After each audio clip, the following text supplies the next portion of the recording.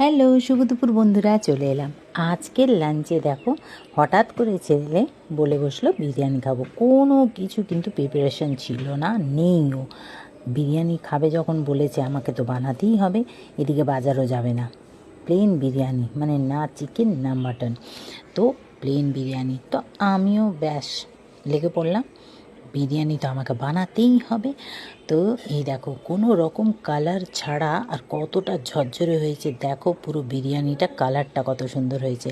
আর সত্যি বলছি, এটা আলু বিরিয়ানি বানিয়েছি একটা সিম্পল ওয়েতে, আর এত সুন্দর হয়েছে, এত সুন্দর হয়েছে, ঝরঝরে যেমন হয়েছে সেরকম ফ্লেভার, আর সেরকম খেতেও। তোমাদেরকে কি বলবো, বলে বোঝাতে পারবো না একেবারে। তো যাই হোক, এর ফুল ভিডিও আমি খুব তাড়াতাড়ি আপলোড করে দেবো।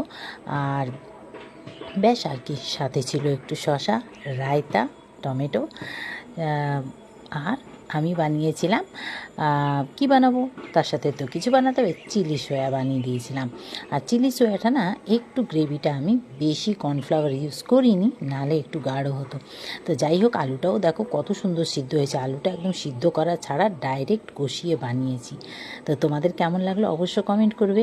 সানডে স্পেশাল, তোমাদের কী কী মেনু হয়েছে সেটাও জানাবে। তো চলো, টাটা, বাই, ভালো থেকো, সুস্থ থেকো, হ্যাপি সানডে।